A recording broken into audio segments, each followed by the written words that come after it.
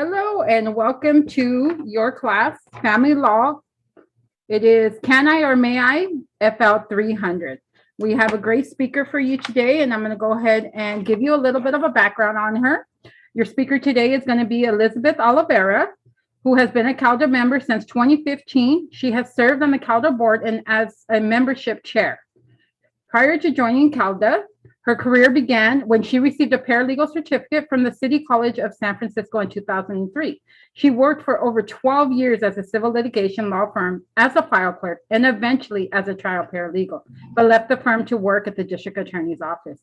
With the support and guidance of professional resources such as mediators and attorneys, Elizabeth has been running a successful family law legal document preparation firm in San Francisco to help the public, primarily the Spanish-speaking community, to gain access to justice to improve the quality of their lives. Let's welcome Elizabeth Oliveira as your speaker today. Any questions? Can we hold them to the end so that we can get to the whole presentation? We'll take about 30 minutes at the end of the presentations so that we can answer all your guys' questions. You can just go ahead and put them into the chats, or you can go ahead and put them into Q&A. Thank you. Welcome, Elizabeth. Thank you, Alberta, for that very warm introduction. I appreciate it. I appreciate the opportunity to be able to speak with everyone today. I see some familiar faces, people who were in my first presentation. So nice seeing you guys again. With that, we'll get into my presentation. Let me see. Okay, so right now, you guys are in the FL300 request for order presentation. I'm going to go through this presentation, and after that, we'll go over the form line by line and with some examples. And then we'll have questions at the end. And so with that, let me start. So like Alberta said, my name is Elizabeth Olvera, and one thing I just want to highlight, right now I'm currently in law school, so how do I spend my times and my days? Working as an LDA by day and going to law school at night. So I'm just doing a lot of reading. So the FL300 is a request for order. This form, the request for order, can be used to schedule a court hearing, to have the judge issue an order, to ask the court to make orders that are new, never been asked for before, or to request temporary emergency orders on a short timeline basis. And also this request for order form can be used to change existing orders in your case. So it's a multi-purpose form, let's call it that. Okay, so an RFO used to be called an order to show cause. A long time ago, 2011, the RFO was the order to show cause. Essentially, it was like order to show cause why we shouldn't grant the request asked for. But now the name is more in line with what the form is asking the court to do, and that is to issue an order in the case. This document can be filed along with a petition. So let's say you're doing a petition for a dissolution and you want to request spousal support, you can file those at the same time. The second way that you can file a request for order is as a standalone filing. Let's say, for example, you filed a divorce 3 months ago. You and the other person has not come to an agreement regarding spousal support, and you need to request an order from the court regarding spousal support. You can file it as a standalone filing, but it can only be done after a petition has already been filed, right? So what I mean is, if someone needs spousal support and they also need a divorce, they can't say, well, before I file for divorce, I just want to get a spousal support order. It has to be a petition on file first. Okay, now what kind of orders can be requested? The specific subject matter requests can be regarding child custody, child support, Here on the screen is an excerpt of the actual check boxes that you can select on the form. As you can see, visitation, parenting time, spousal support, property control and finances, domestic violence orders, orders for attorney's fees and costs.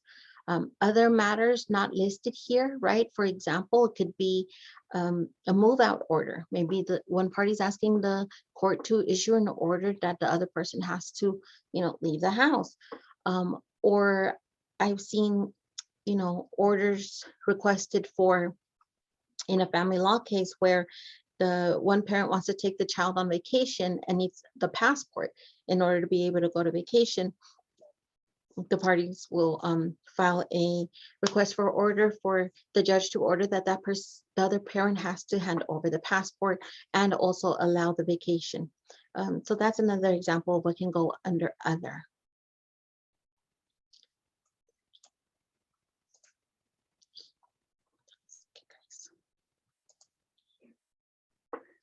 The form FL300 request for order is the basic form you need to file with the court to request an order, but depending on your specific request, there may be additional forms that need to be filed.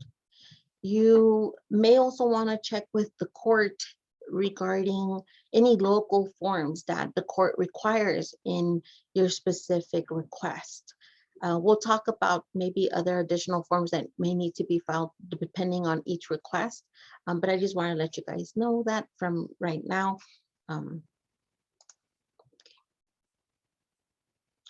Okay, so one of the requests that you can ask for is going to be legal and physical custody or visitation of the children.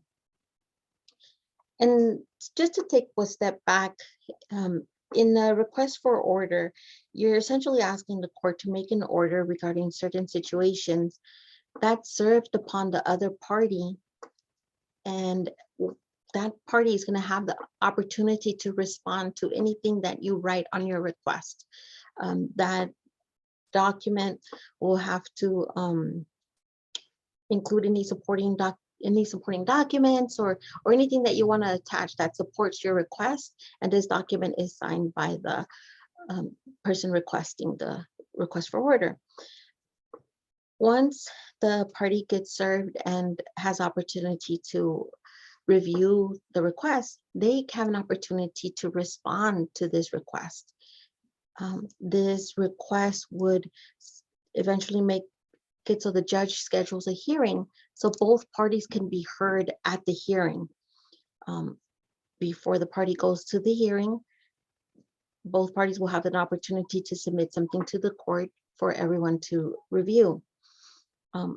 Some people choose to file an opposition to the request, and some, respondents choose to just wait till the hearing date to respond to the request that the initial person was requesting. And we'll talk more about that, but I just wanted to give you guys a high level overview of like what happens when this request for order is requested. Okay, so in the case of legal and physical custody, it's section 2 right here. It says, if you check off this box, child custody and visitation, it says right here, I request that the court make orders about the following children. So you would list the children. In this case, the child's name is Mike Mouse, date of birth 1/1/2020. And then you're asking the court, what exactly do you want? And you check off the box for legal custody, and it tells the person filling out this form that legal custody is referring to who can make the decisions regarding the child's health, education, and those legal decisions that need to be made. In addition, physical custody, that's who's the child going to live with. In this case, Mickey Mouse and Minnie Mouse have a child named Mike Mouse. They are going through a divorce, and in this case, they need, one person maybe decided not to let the other person see their child, and they didn't have anything in writing. And so by doing this request for order, essentially they're asking the court to issue an order, and that order will give both parties a document that they can show to anyone who's asking for proof of custody of a child. Also, let's say, for example, they come up with a visitation order and one person doesn't want to abide by the visitation order, and let's say that the police has to be called, then the party can say, look, this is my order, it says that I'm able to have the child between this time and this time, and so I have access to the child. So sometimes, even though people are living in the same place, or still not divorced yet, they might want just something in writing, something official from the court, because prior visitation agreements were oral, or maybe one person is not abiding by it because it's not official. It was just something they both signed off on and it didn't get filed with the court. So maybe one person is not complying with the visitation schedule. So that's one reason why they might want to just put here joint legal and physical custody to document their rights. Another times we can put here where maybe, let's say Minnie Mouse wanted full custody of Mike Mouse, then she would put right here legal custody. It would say something like sole to Minnie Mouse, sole, S-O-L-E, sole to Minnie Mouse regarding physical custody as well. If that was written there, it would be that Minnie Mouse is asking for sole custody granted to her alone. But in this case, it's joint. Section 2B says the orders I request for child custody and child visitation are, and you can write right here as follows and give a detailed description, or you can attach form FL300, and that form has different check boxes regarding, and that helps the parties detail out a specific schedule.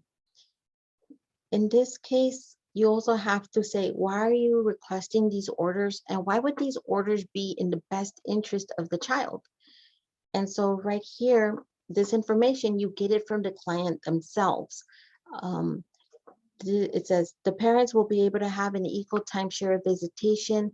This is in the best interest of the children because both parents will be able to participate in raising the minor child. The last time that I saw my child was February 14, 2021. I would like a visitation schedule. I would like visitation to be reinstated as soon as possible, right? So the party wrote out why this joint legal custody and physical custody request, if granted, would be in the best interest of the child. And so again, when we work with self-represented individuals, we're using questionnaires that ask these kinds of questions so that we're only able to transfer the information on the questionnaire to the forms itself. If there was an existing court order in this case previously, let's say, for example, that the parties had an exchange of Mike Mouse, the visitation was 1 week with Mickey, 1 week with Minnie, but let's just say that the needs of the child change, or maybe someone's gonna go, maybe Mickey Mouse has to go to Florida and work out of there for, a couple of, months, then maybe the needs of the visitation schedule has changed and they want to modify it. So in that case, they would choose 2D. This is a change from the current order filed previously, and the date that order was filed was, September 3rd, and the court ordered, 1 week with Mickey, 1 week with Minnie. And so you would spell out here what were the terms of the prior order, and then the judge would be able to see what are you asking for now, so they can compare what the difference is. There is a separate price for when you're filing a request for order when it's a new request, and a separate price for when it's a modification of a child custody or visitation.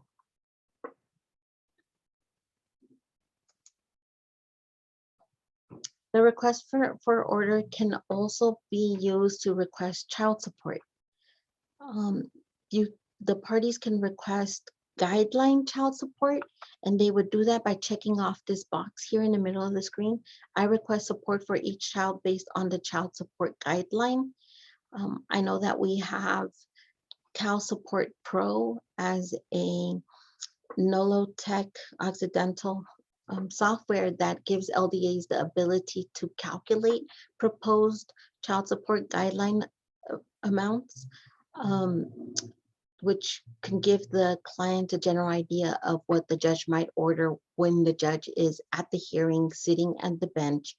And so if the parties don't want to do child support guideline, then they would write an amount here. And basically, the person who files this request can say, I know that I need $1,500 a month to take care of my expenses for education, travel for visitation, and just putting food, clothes, and shelter. So they can request a specific amount, or they can ask the court to make the determination. Both are pretty common, right? Child support, again, I request that the court order it as follows, and you put the child's name. If the opposing party chooses not to come to the hearing, right, then the judge will be able to move forward with the hearing as long as the person requesting the order has served the respondent of the, who has to respond to the request for order. As long as the judge sees that that person was served but didn't come to the hearing, the judge will feel comfortable moving forward with calculating child support and in the absence of the other parent. And right here it says an earnings assignment may be issued, right? So basically saying that we may issue an order that eventually will process and the parents' wages will be garnished. Okay.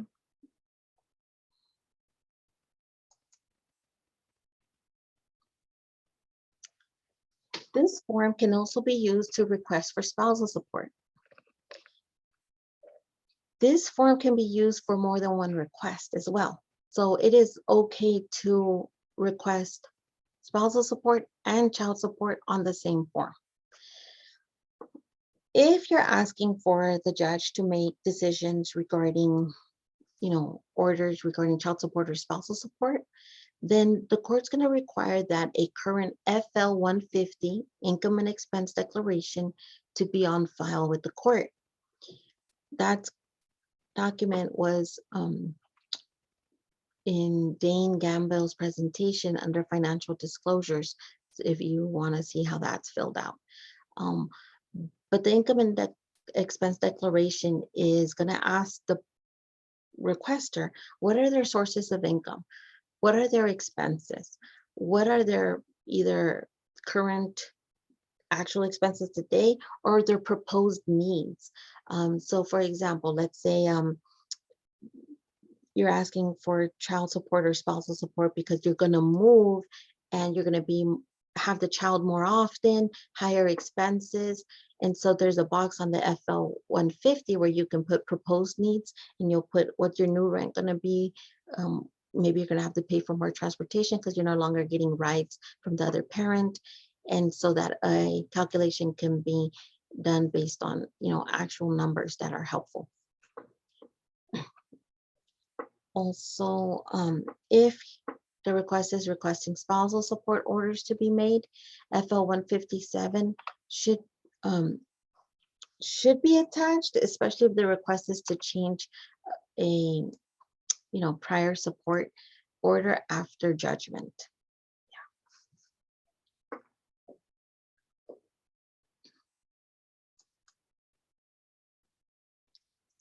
And same thing with spousal support. You can use it to make a new request or modify a prior order. If you select to request spousal support, you check off box 4. And 4A says, is there a specific amount that you're asking the court to order? And so you would put that here. However, if you want the court to change an existing order, you have to put what date was that order filed, and also let them know what was the prior order amount, right? So someone who's maybe getting spousal support for the first time is going to put an amount of what they need, but maybe someone who has to pay spousal support is going to check off 4B and say, hey, I want to change the current support order that was filed previously because I just lost my job and yet I still have the spousal support order on my being garnished from my wages. I'm making less money and I need a new order with a different amount. Okay. And again, if they're asking for that after a judgment has been entered in the case, like let's say for divorce, then they want to include FL157. Okay. Section 4D does not give us an option to check off the box where it says, I have completed and filed a current income and expense declaration in support of my request. The reason it's not a checkbox is because you have to do it. This has to be a true statement. Okay, and then 4E, the court should make, change, or end the support orders because, and then this is where you give information regarding, why specifically should we change the order or end it. End it could be, well, my ex-wife, she remarried, or my ex-wife just got a new job and she's making more than me. Or we should end the support because I just recently became disabled. We should end this support order because, during COVID, I lost my job. Usually, the court's not necessarily going to end an order just because someone lost their job, because the judge knows that sometimes people lose their job because they just don't want to make any more payments. But the court might reduce the amount, but you have to have really good, extenuating circumstances as to why you want to end the support, because losing a job is not enough. But, like I said, I've seen people argue it. But those are examples of where someone might want to modify a a spousal support order. And again, vice versa, if the wife was only getting, $400 a month of spousal support and turns out she needs more money, she too can request a change as well. And she would write why she needs that additional, why is she making a request to change the existing order.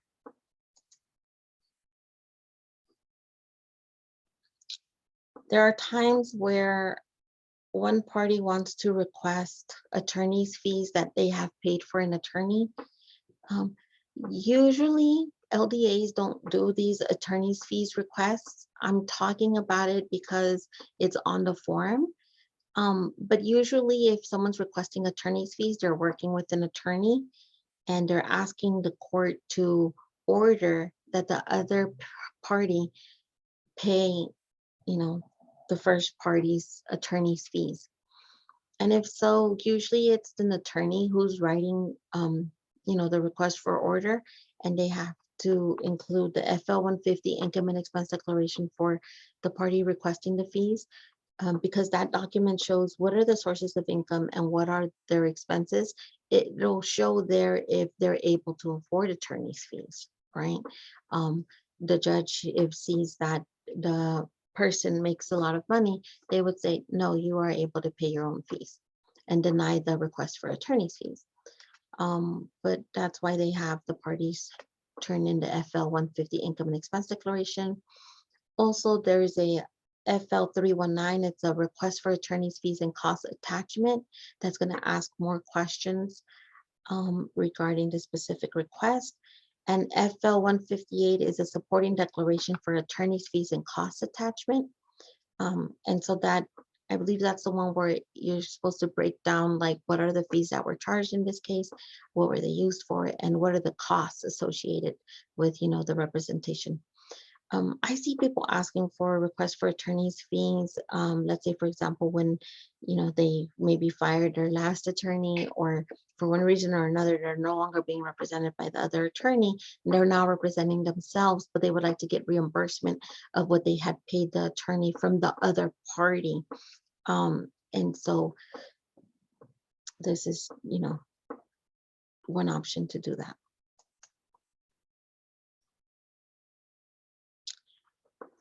Earlier, I mentioned that this request for order can also be used to request temporary emergency orders. And if so, there's, the FL303, a declaration regarding notice and service, and the FL305, the proposed temporary order documents. So this is filed with the FL300 and may include other forms as well that need to be filed, but essentially a request for temporary emergency order is an RFO that's asking the court to please schedule to make an order based on the form itself and in a shortened time frame, right? So requests for orders that are temporary and emergency. An example can be,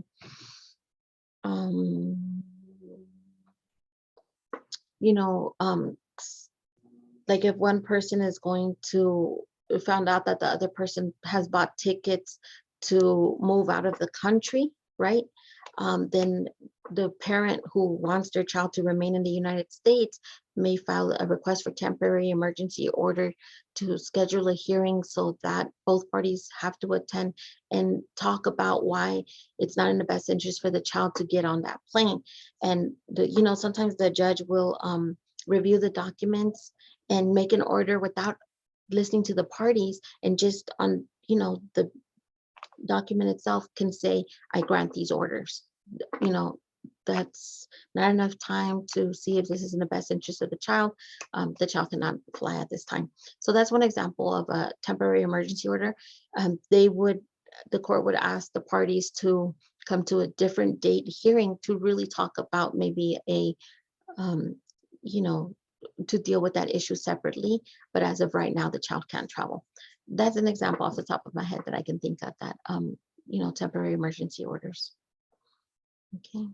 Another example could be like, let's say, for example, the child was on visitation with their parent, the other parent, and then the parent that was not taking care of the child finds out that the child has been exposed to maybe drug addicts or is in an unsafe situation. And the parent can ask the court to please order that for right now, that the child just remain in the care of the one parent who provides a safe, stable home for the child, so that the next time visitation time comes around, the child does not have to go to the visitation as previously scheduled. Again, they're on a short turnaround time, and therefore emergencies, right? And they have special rules. The court has special rules surrounding by when you have to let the other person know and how you tried contacting them. And yes. So a request for order, Section 5, can also be used to ask the court to give one party property control of maybe a cell phone, or maybe full possession and control of the apartment. Another section for this is maybe when there was a domestic dispute, the husband, let's say, left the house and said, good luck paying the rent, good luck paying the cell phone, and now the wife, who was probably under being financially abused and had no access to money, has no way of supporting themselves during this domestic dispute, where, let's say, for example, the wife felt that she had to put a restraining order. So in this case, someone can do a request for order to say, please, judge, make an order so that this my spouse has to pay for the cell phone bill, the rent bill, just until, we rule on the spousal support order that I'm going to receive in the future, if at all. So this is an example of a property control to be given exclusive temporary use or possession and control of certain property, or to make the following payments on debts and liens coming up due while the order is in effect.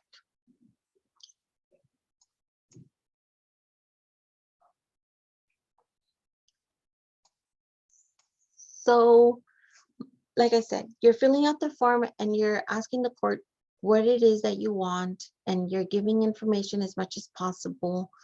And you can write a couple of, sentences here. The orders that I request are in the best interest of the children, because, and you have a little bit of space to write that, but it gets the point across, right? Eventually, this person's going to go to the court hearing and is going to be able to give testimony on their own behalf as to why these requests are in the best interest of the children. Alternatively, if this isn't enough space, and most of the time it's not for some people who love talking about their children and what they've done for them and what they plan to do for them, in that case, then we recommend that you attach a declaration to the request for order. And right here it says, the facts that I write in support and attach to this request cannot be longer than 10 pages unless the court gives me permission. So any declaration that you attach has a limit of 10 pages. And so in this case, you have to remind your client that you have this, page limit, and they want to write the most pertinent information, what's relevant, right? So right here, I have to remind them that the question is, why is this in the best interest of the children? So the fact that, somebody was unfaithful maybe has nothing to do with, them being a good mother or them being a good father. So again, just because you have a page limit, you want to make sure that the client is speaking to the relevant and specific issue.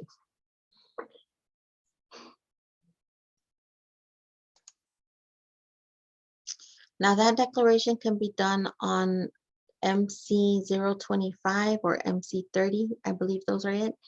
They're just blank pages, or you can do it on pleading paper, like the one with the caption and the lines on the side.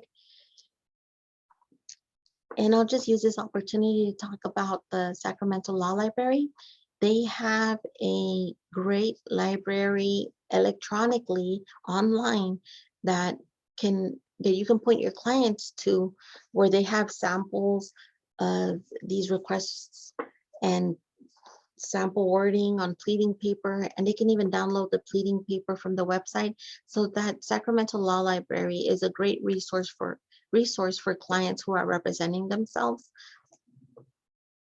And it's also a great resource for LDAs who are learning new topics and who want to familiarize themselves with the different steps and stages during this filling out of these forms, just for their knowledge too. The opposition. So we talked about the opposition briefly, but once these documents are served on the other parent, they will have the opportunity to review it, and they will get served a FL300. It's the responsive declaration to a request for order. That's going to be blank. It's going to be something that the person who's not in agreement with the request can use as their opportunity to tell their side of the story, to attach their own declaration, to attach their own exhibits, and usually this opposition is limited to responding to the request for order. Although when people draft oppositions, they do try to introduce new issues for the court to rule on. However, this is not their request for order. If they have new things that they want to introduce that were not addressed by the person who filed the request for order, then the person opposing that request can file their own request and have their own hearing for those specific issues. Because the opposition should mostly only respond to the request, to the items requested on the request for order. Once the requester receives the opposition, they have the opportunity to reply to points made in the opposition. All of these documents are filed with the court. All of these documents need to be served on the other party, but these are additional documents that might be filed with the court during the request for order phase of a case. Okay, so next we're talking about service of the documents. So we know what our requests are. We know which documents we're going to file. If we don't know, we can call the court clerk. They may be able to tell us. So now we have our blank responsive declaration form. We know that that needs to go to the other side. We filed our income and expense declaration. Everything's been stamped. And so now it's time to serve the FL300 form and these documents to the other side. Service can be done in multiple ways, but usually most people do it by personal service on the other party. And as long as the person who's doing the service is over 18, then that's okay. It just can't be the person who's a party to the action who files the documents. That's not going to be valid service if it's not some independent third party over 18.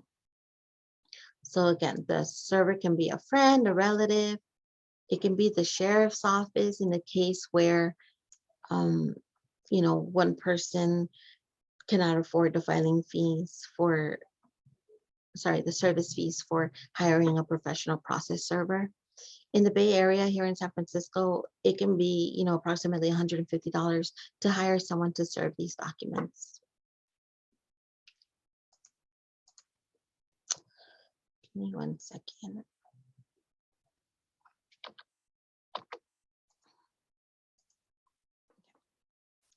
No, sometimes the papers may be personally served on the other party's lawyer if he or she has one in the family law case. So if the other party is being represented by an attorney, you want to make sure you serve the attorney. That's legal. In some instances, you can serve by mail. And you can serve by mail if both parties have already appeared in the case. So what does that mean? That means that if you're filing this request for order in the middle of a case where the divorce has already been filed and the respondent has already been served with the summons of the divorce petition, then when you do a request for order, you can just now send that by mail to the other party. You don't have to rehire a process server, because once that person was served, and let's say maybe they even filed a response, then you have that person's address, and now that's part of the record on the case. So as long as you're serving it to that address that the respondent has with the court, that's valid service. Even then, I still find that people would prefer to serve in person so that the other party can not say that they didn't receive it, that they're not living it at that address anymore. Sometimes it's just so much easier to have someone personally serve it so that there's no question that the service was valid at the time of the hearing, right? And so that the case can move forward. When serving by mail, a request for order to change a judgment or final order on the issue of child custody visitation or child support may be served by mail if the documents do not include temporary emergency orders. Like I said, sometimes those are running on a short deadline. So you can't say, oh, I threw that in the mail and hopefully he gets it in 2 weeks, and you know, it'll be too late for that. Also, you can't do it by mail if the court ordered personal service in the case, right? If the court specifically said you need to serve the other person by personally, but if they didn't say that, then you're able to serve by mail. You're also able to serve by mail if you have verified the other party's current home or office address. There's a form called FL300, and it's a declaration regarding address verification. I've seen that filed after a judgment has been entered. So basically, let's say, for example, the judgment was entered in 2014. You guys had a child and custody visitation order, spousal support orders were ordered. But now you're looking to make some changes to that or ask for new orders, then they want to make sure that you sign a document saying why, did you mail that to that person, even though, how do you know that that address is still good, especially if it's been over 4 years? So there's a form there, and the form says things like, because that's the last place I picked up my child within the last 30 days, or different reasons are there. Also, to change a judgment or final order on any other issue, including spousal or domestic partner support, the request for order might need to be personally served on the other party. Okay. Deadlines. Unless the court orders a different time, service by mail must be completed at least 16 court days plus 5 calendar days before the hearing date, right? So let's say, for example, if you go to the court filing window, they take your documents, they were prepared perfectly because they were prepared by an LDA, and you pay the filing fee, and then you get your original and 2 copies back, and now it's time to serve it. The court clerk is going to write the date of the hearing, the time, and in what department. If you're filing these documents for your client, then more or less, you're going to want to know what days your client will not be available, right? So if they plan to take a trip, during the month of December, and you're going to the court right now to file something, you want to kind of more or less know when they might not be available, because the court will ask you, is December 13th a good date? And you can say, actually, if you can give me a date in January, that would be better, as the petitioner is traveling at this time. So, but once the hearing is scheduled, then you have to count back 16 court dates plus 5 calendar days before the hearing date. And that is your deadline to have the other party served either by mail or by mail. If this is going to be served in person, then you want to do that at least 16 court days before the hearing. In this case, you're adding 5 days to the service before the court hearing, in addition to the 16 court days, because it was done by mail. Okay. So what does it cost when you go to the filing window, right? And this is the question clients are going to ask you, what's it going to cost me to do this request for order? So I'm looking at the schedule of fees that California Superior Court issues.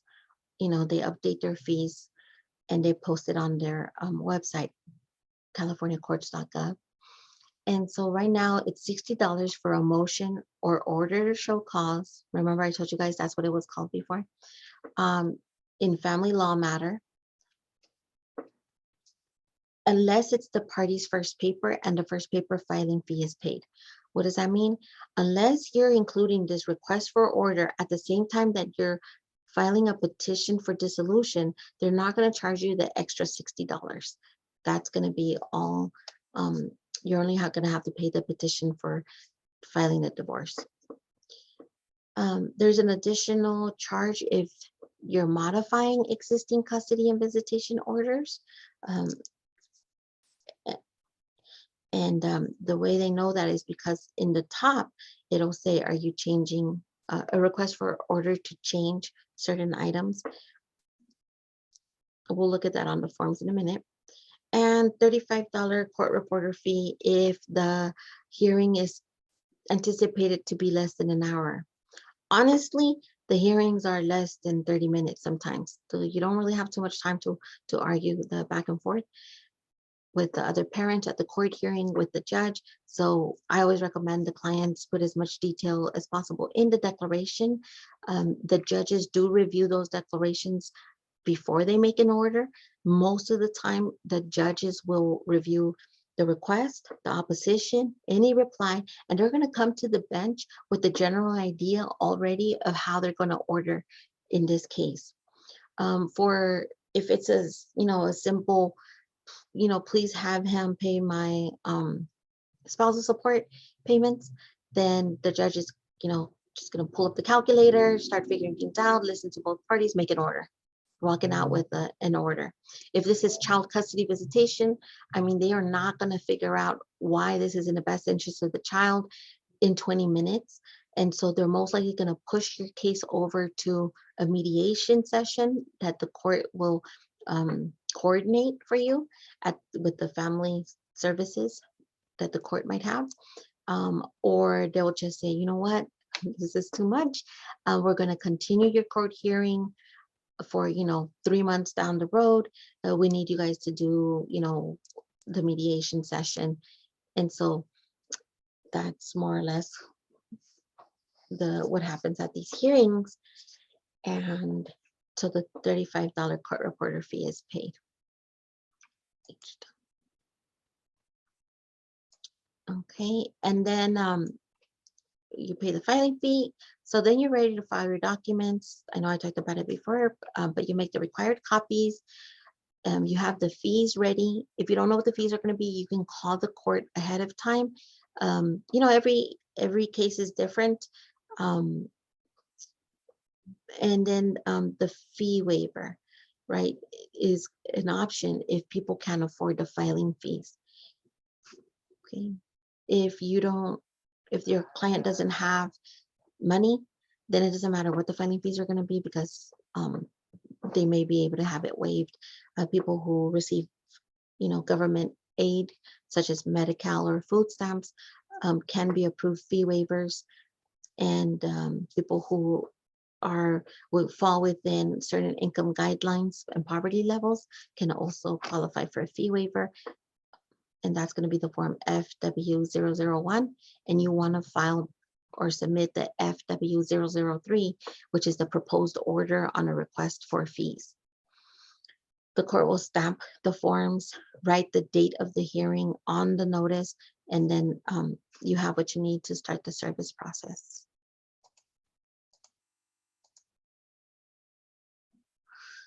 And so that's pretty much the request for order from beginning to end. The next step was we're going to go into the PDF as to line by line what the request for order looks like. Alberta, if there's any question right now that you want me to answer, or do we still keep waiting, let me know. Well, you have about 10 minutes or 12 minutes till 5. So it's up to you if you want to answer them now or wait till 5. Okay, we'll wait till 5. About 3. There's about 3. Okay. Thank you. All right, give me a second while I pull up my share screen again with the new document.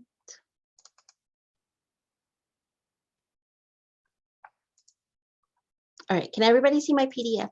Hopefully, yes. Yes, I believe so. Okay. I could see FL300. Okay, perfect.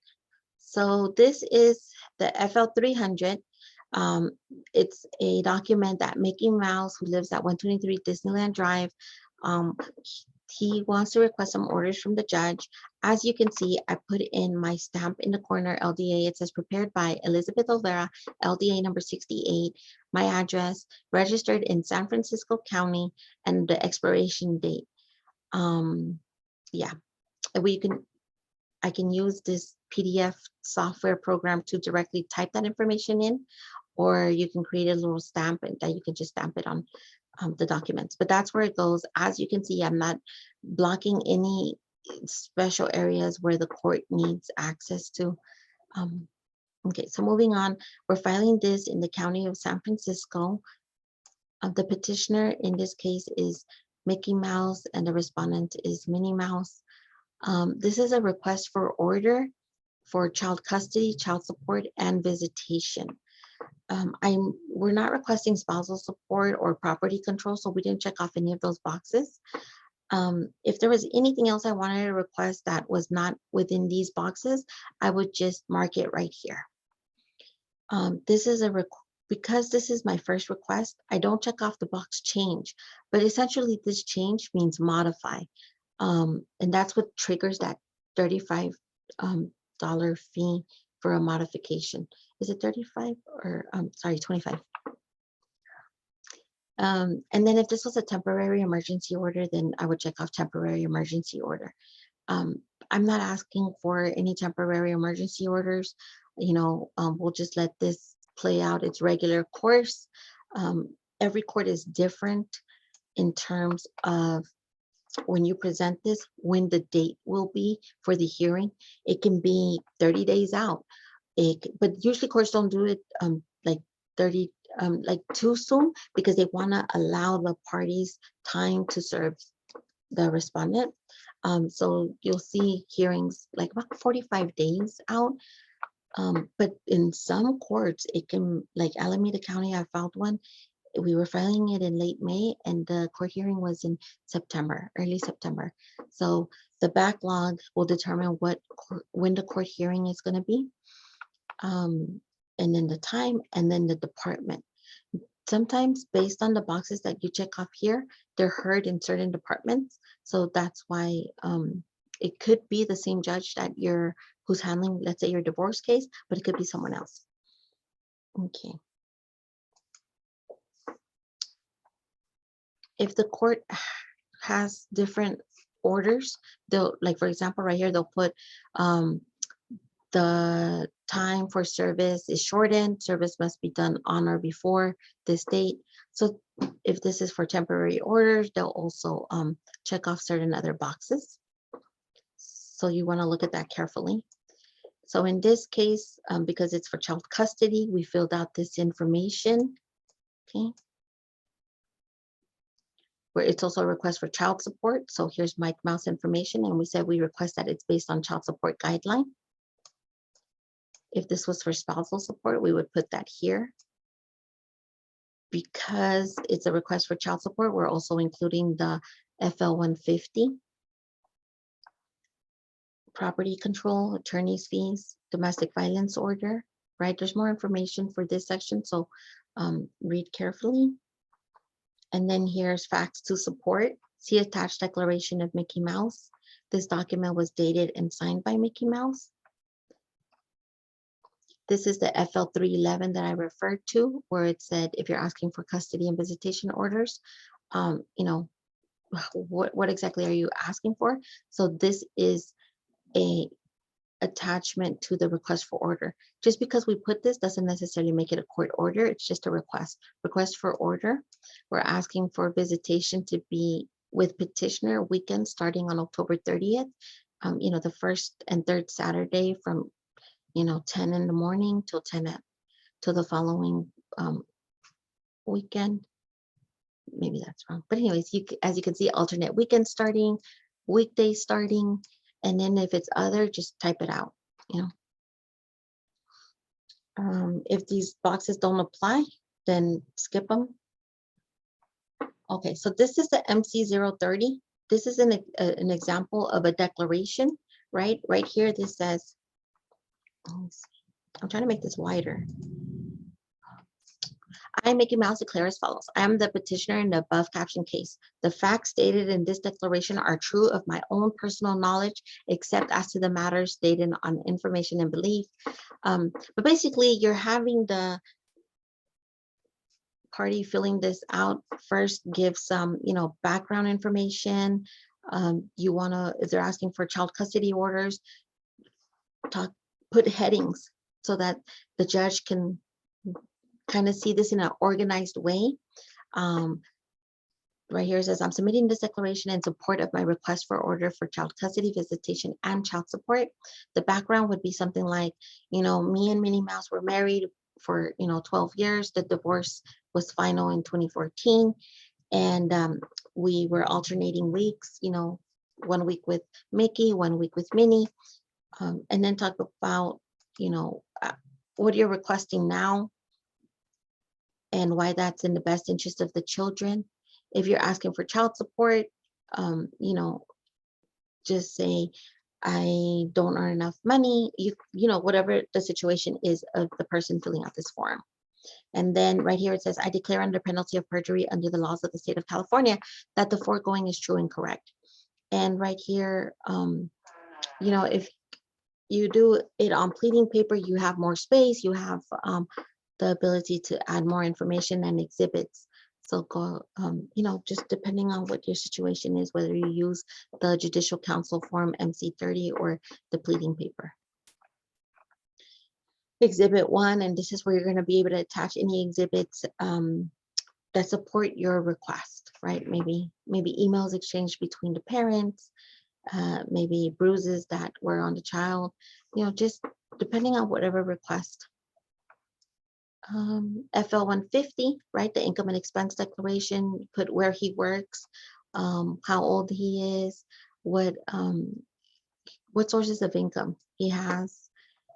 And then we put what his deductions are, who lives with him, and what his expenses are, right? So if this is the part where it says estimated expenses or proposed needs, in a, you know, in a case where child support, they're really not looking at how much someone pays for rent or how much they spend on clothing. I'm not even sure why they go through all of this. If once they're doing the child support calculations, the only thing they really look at is, you know, how much it costs for the children's healthcare expenses and child care amounts, so that one party can go to work and get job training, or travel expenses for visitation, children's health care not covered by insurance, and any educational or other special needs. You know, $100, they'll take that into account. But if one parent is saying that it's going to cost, you know, $1,000 for the kid to go to private school, that's sometimes the reason why people go to get a request for order to have the judge order whether or not the child goes to public school, because you know, one person maybe doesn't want to pay $500 extra a month when the kid can just go to public school. So that's things that they would have to sort out. But something like children's education for $100, that's just calculated into the judge's calculations and usually taken into account. That's the FL150. This is the blank responsive declaration. This is the document that's served with the request for order. As you can see, it kind of looks similar to the same boxes that we filled out, child custody, visitation, but this document gives the party the opportunity to write the response. It says here, 2A says, I consent to the order requested for child custody, also known as, I'm fine with it, that's fine, they can have what they're requesting. Or if they're not fine with it, 2B says, I consent to the order requested for visitation. Actually, that's if they are fine with the visitation part as well. But if they're not fine with it, 2C says, I do not consent to the order requested for child custody and or visitation, but I do consent to the following order. Maybe not from Saturday, but maybe from Sunday until Tuesday. So they have the opportunity to respond. Alternatively, they can write here, see attached declaration of Minnie Mouse, if they want to address everything on a separate form. Same thing with child support. I have completed and filed a current income and expense declaration because to support my responsive declaration. Again, not a checkbox because it's something they have to do, especially if the judge is going to make calculations based on people's finances, then he wants to have both people's finances in front of him. Spousal support, again, I don't consent to the orders or I do consent to the orders. Property control, attorney's fees. So as you can see, this does have to be signed by the person responding to the request for order. Even though this says responsive declaration to request for order, essentially it's the opposition. Proof of service by mail. Whenever you serve documents, you always want to add a proof of service by mail. Right here, you put the hearing date, the hearing time. Again, you're serving the request and a blank responsive declaration. And if this is a request for child support or spousal support, you're including the income and expense declaration as well. Okay. Donald Duck served these documents on Minnie Mouse. She's been served. This is the proof of service for proof of personal service, right? Okay. And this is in your packet, so you guys can review it more with time. This is the FL300. This is the declaration regarding address verification post-judgment request to modify a child custody visitation or child support order. I am the petitioner in this matter. The request is to modify a judgment for child custody or visitation. Before the request was served on the other party by mail, I verified in the previous 30 days that the other party's current residence of office address is 123 Pluto Way in San Francisco. And I can confirm that the above address is the other party's current residence because, and then here are the different boxes. The one I checked was I contacted the other party directly within the past 30 days and he or she gave me the above address. Or you could have said, I sent the other party a letter by mail to the address with return receipt requested and the other party signed and accepted the letter at that address within the past 30 days. So there's different ways that you can confirm that the address is legit. Again, you're signing under penalty of perjury. Mickey Mouse signed it and filed this with the court at the time that he presented his request for order. This is the FL300 info sheet. Print this out, give it to your clients, have them read it from beginning to end. This is a judicial counsel form that's not necessarily filed with the court, but it's very informative regarding filing, service, fees, who can be a server. Okay.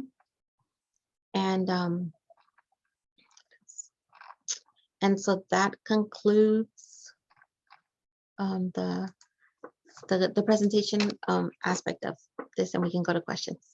Okay. Let's see. We have a couple questions here. When we file an RFO, do we have to reserve a hearing date or do we leave a hearing date blank for clerk to fill in? If they previously filed a fee waiver, does that work for the entire case? Or do we have to file that each time we are filing a document for the party? That's a really great question.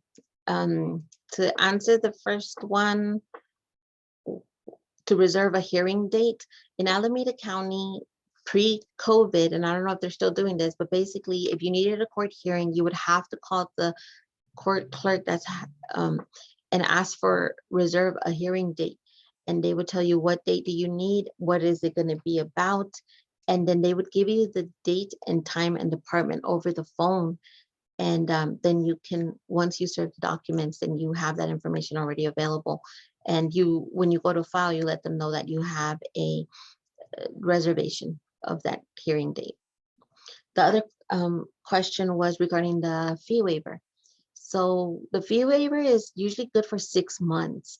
And so if you are filing something after the 6-month date, then it's possible that your filing will not go through and they will have the client do a new fee waiver request. So I've seen that some courts will be strict on the 6-month deadline, for example, Contra Costa County, and some that do not. For example, San Francisco County, one's in San Francisco, and that could change, based on the clerk processing the paperwork, but that's just my experience.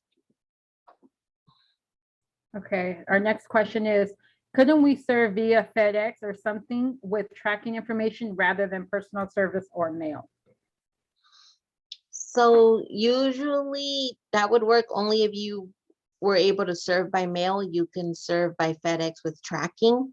But if you are, because these documents are so important, and if they don't show up to the hearing, the respondent, right, then the orders can be made in their absence. So the court does not allow something that needs to be personally served to be served by FedEx. So no, FedEx is not okay when they have to be personally served. They have to be personally served, for example, when the party has not been a party to the case before, right? Or like, let's say when you're filing it in addition with the petition that needs to be served personally, then the request for order at that time needs to be served personally as well. Okay, so this is a 2-part question. One of my clients received a hearing date, but also needs to attend mediation. What is the process when telling respondent about the mediation hearing? So let's say San Mateo County, they will when you do a request for order, the court clerk will send something over to family court services within, different floor. And they will say, there's a court hearing. And so then family court services will call people in to start the mediation process so that everything's handled prior to the court hearing, right? And then the question is, how do you tell your clients about the mediation? Usually family court services in San Mateo will notify the clients directly so that you don't have to tell them. They'll mail them things in the mail. But if the court clerk gives you everything back, and then what you would do is you would tell the client to call the family court services to schedule a mediation hearing. You would just give the client the date of the hearing, the case number, and have them start the process directly with family court services. And that's in the best interest for them to do it as soon as possible. Because again, if they're able to meet with mediators and the mediator is able to do a recommendation order based on having met both parties in a child custody case, the mediator might be able to send something to the judge in time for that hearing, so that when the parties do go to the hearing, there's actually an order that can be entered because the mediator has already evaluated the situation and has something to recommend to the judge. Yeah. Okay, so the second part is, amongst other things, my client wants a hearing regarding the date of separation. Since respondent filed a response and wrote a different date, can that be placed on an FL300, and if so, where? So some courts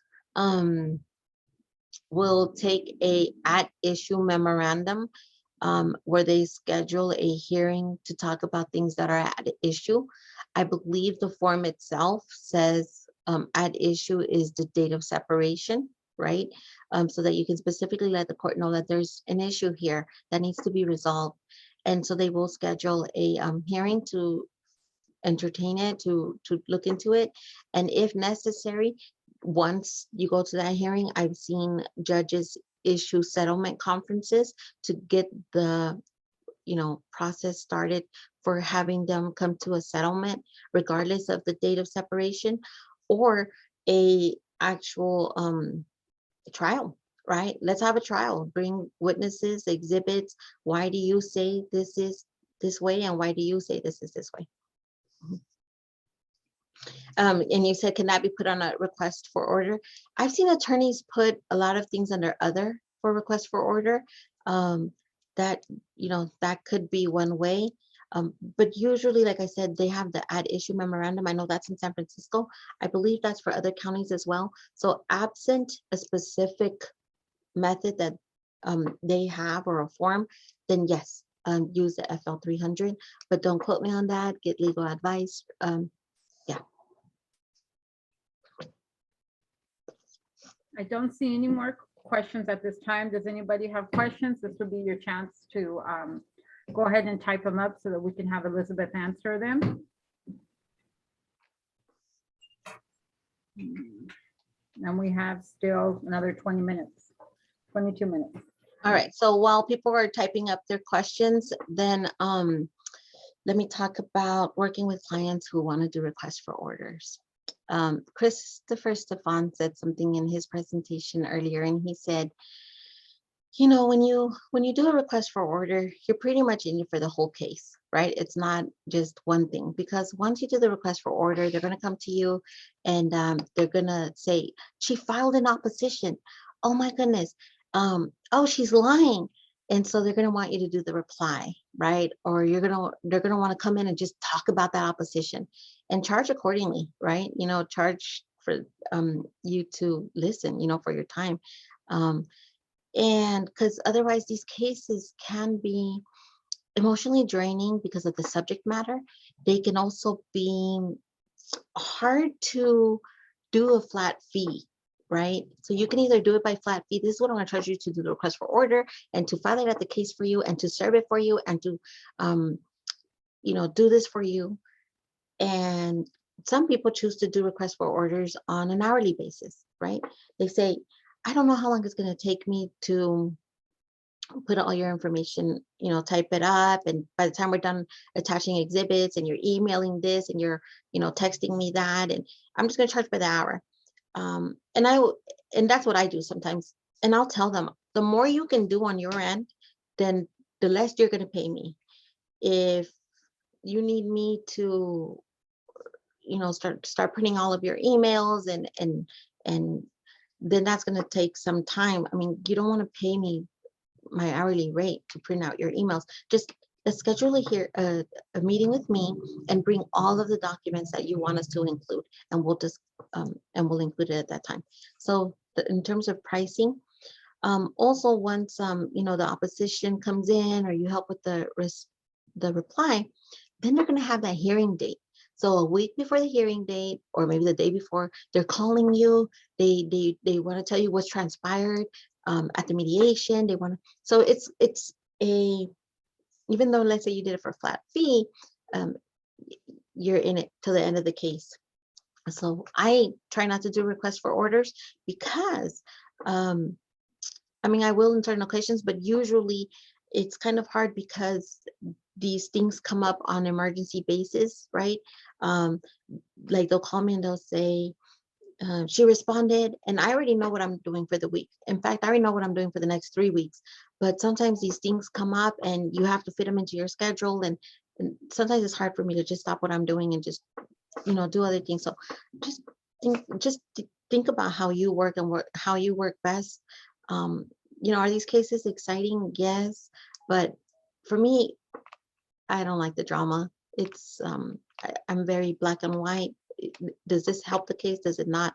I don't want to hear about the specifics of the situation. Like I always have to remind them, let's convince the judge, because this is your opportunity. At the day of the hearing, you're not going to be able to really tell much part of your story because you're trying to get through 30 other cases with 50 people in the courtroom and everyone's listening to your story. So let's just get it all on paper. So there's some expectations that need to be made clear to the client, so that and they're also going to want to know right before their hearing how to handle themselves in court, right? And there's a lot of options online that they can review, how to prepare for a court hearing. And but pretty much it's okay to talk with them and help them come up with talking points for the hearing, right? Just say, look, this is what you're requesting, and this is why. And then I have them write down just 3 bullet points on a piece of paper, and I say, what is the most important thing you want the court to know from your request? And they're like, this. What is the most important thing you want to be ordered? This. Okay, write that down, and no matter what happens at the court, look at your document and get that point across. Because I want my clients to feel like they tried their best. And I have gone to court hearings, but I've sat in the back to support, one person. I try not to do that, right? But this was a special circumstance. There's nothing that says we cannot, as LDAs, go with them. For me personally, I'd rather not, because if they get stuck on something, they might try to look back and try to get you to help them. And that's not necessarily a good thing in front of the judge, right? But what I do is I do the best I can to help my client feel confident, comfortable, just remind them why we're there, what we want, get in, get out, right? Excuse me, Elizabeth, we have a couple questions now. One, they want to know, can they contact you later if they have additional questions? Yes. Okay. And then can you find the at issue form on the Orange County website? So I wonder if that's a local form, right? For San Francisco. It might be, and that's how I'm able to access it. So I would recommend that you look at the local forms to see if it's an Orange County local form. And which is the best way to contact you? So eo@elizabetholvera.com is the email that I review often. I can put it in the chat. Okay.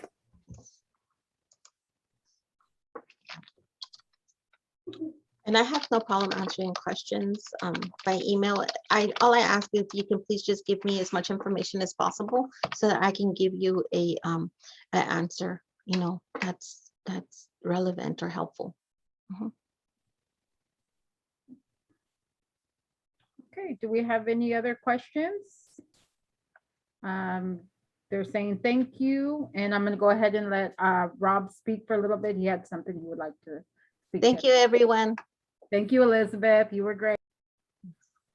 So Elizabeth, since you're not going to be at the AGM, I wanted to make sure that that I express my appreciation, Calda's appreciation for your time on the board and your time with the paraprofessional working group. We know how much you put into that and what your impact was, and we just appreciate it, and we just want to make that 100% clear to everyone. Oh, thank you. I appreciate the kind words. Thanks, Thank Rob. you, Elizabeth, very much. Mhm.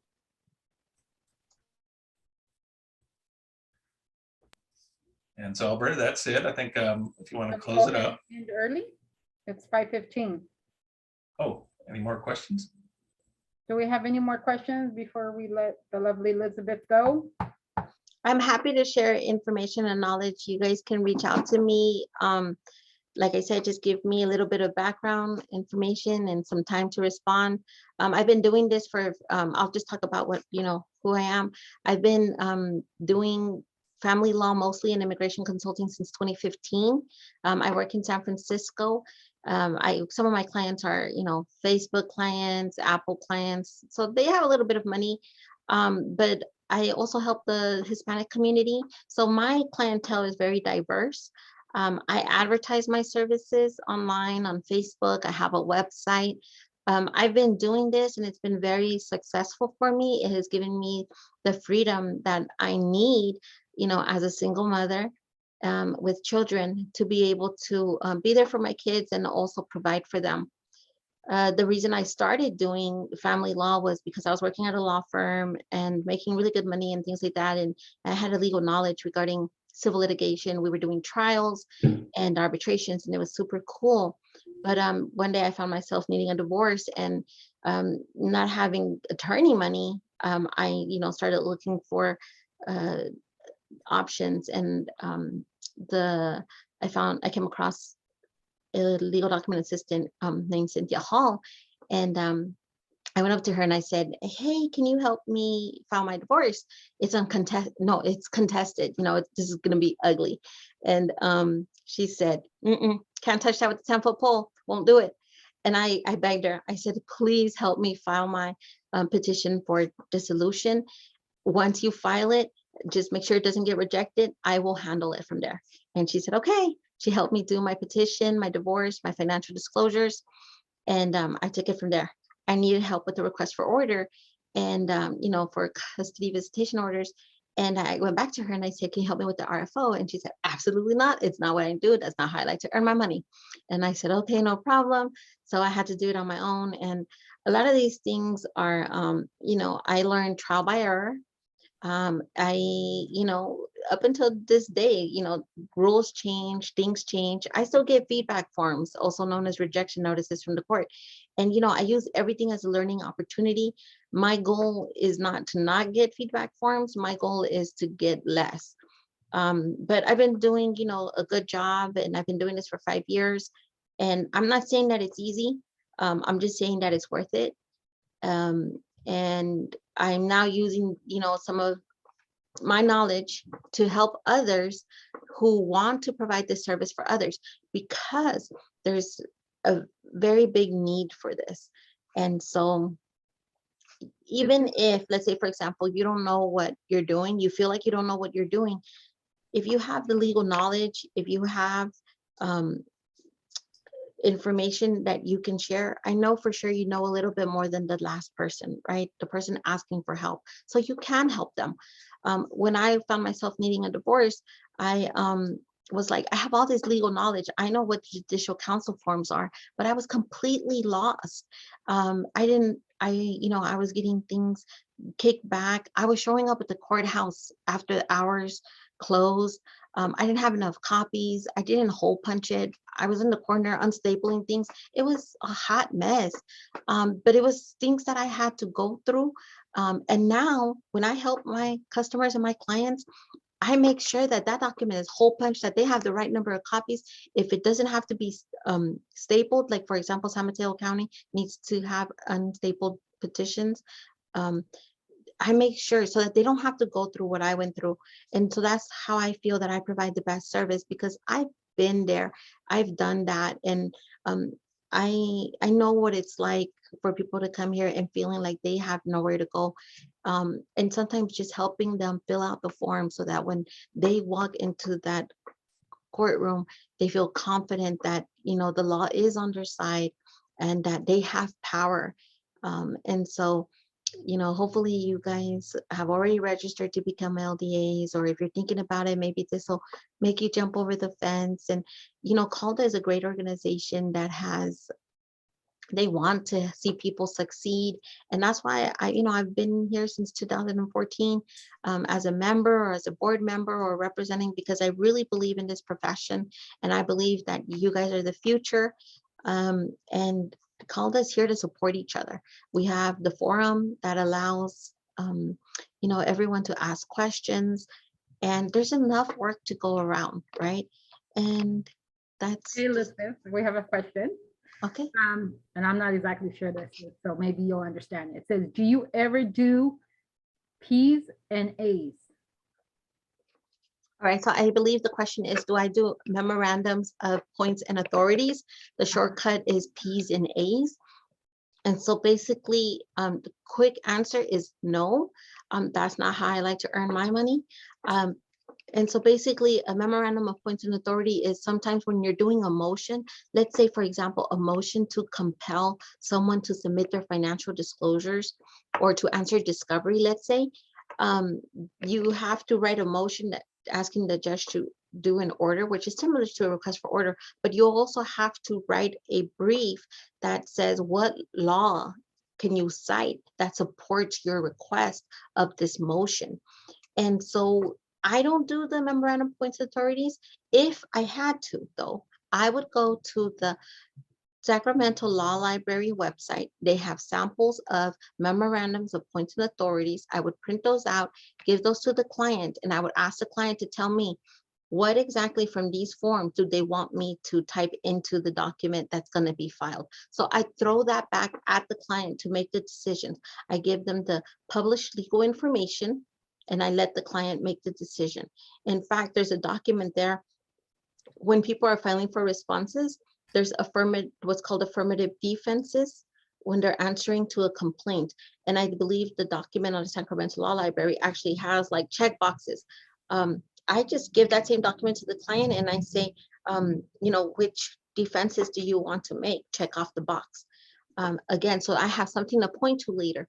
The reason most people don't do memorandum of points of authority is because that can easily cross into the unauthorized practice of law in certain situations, because the you know, the courts know that self-represented litigants don't always go to the law library and are able to pull you know, specific case citations from the law books that support their arguments. I'm not saying some don't. I'm just saying if you're preparing the documents as an LDA, it can come across as if you're the one who has been doing the unauthorized practice of law. Okay, and we have a question that says, I see that you are in the State Bar Paraprofessional Committee. Could you please share regarding when you think that we can begin to apply for a paraprofessional from State Bar? So right now, the estimate is after the year 2023. They're still working on the specific rules, requirements. It has to pass public comment from the State Bar. It also has to be implemented through the Supreme Court. My recommendation right now would be, if anyone is interested in that program moving forward, we need you guys to speak up and submit a comment with the State Bar regarding that you guys want this program to move forward. We're getting a lot of opposition. The State Bar is getting a lot of opposition to the program. They don't like it. Of course, it's mostly attorneys. and legal aid and companies who don't want this program to move forward. But the state bar needs to hear from the people out on the field who are working with these self-represented litigants who need the assistance of LDAs or from these paraprofessionals, the new position that they plan to create. So, you know, the future is changing, and we need your comments. So thank you for asking about that.